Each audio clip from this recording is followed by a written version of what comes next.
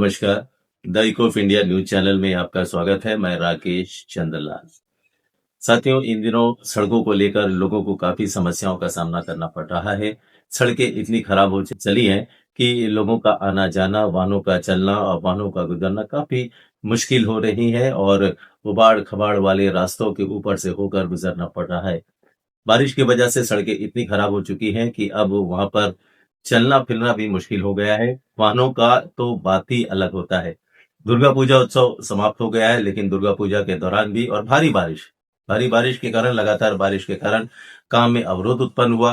हालांकि इस पर काफी आवाजें भी उठाई गई सड़कों को लेकर। अब सड़कों को, क्योंकि मौसम थोड़ा साफ हुआ है, पिछले 2-3 दिनों से मौसम साफ हुआ है, तो अब सड़कों को ठीक करने का काम शुरू हो गया है। अंडमान लोक निर्माण विभाग की ओर से जो लंबा लाइन स्ट्रेच है, लंबा लाइन स्कूल लाइन का जो स्ट्रेच है, वहां पर सड़कों की हालत काफी खराब है और वहां पर अब सड़कों को ठीक करने का काम शुरू कर दिया गया है। अंडमान लोक निर्माण विभाग के जो चीफ इंजीनियर है, इंजीनियर टी के प्रजीत रे, उन्होंने हमें बताया कि सड़कों पर पानी का बहाव को रोकने का और उसका जो प्रवाह, स्मूथ प्रवाह होता है, उसका निकासी के लिए कोई व्यवस्था नहीं है। कई कंस्ट्रक्शन वर्क वहां पर शुरू हो गया है। उस स्ट्रेच में सड़कों के ऊपर, नालों के ऊपर स्लैब डाल दिया गया है और अब इस तरह की जो बाधाएं उत्पन्न हो जाती है, तो जो जल प्रवाह होता है, पानी निकलने का काम होता है, उसको बहने का कोई जगह ही नहीं मिलता है। उन्होंने कहा कि इस तरह के जो कंस्ट्रक्शन हो रहे हैं, उस पर रोक लगाई जाने की आवश्यकता है, ताकि काम करने में आसानी हो सके और इस पर कोई अवरोध उत्पन्न ना हो सके। फिलहाल सड़कों को तो ठीक करने का काम शुरू कर दिया गया है।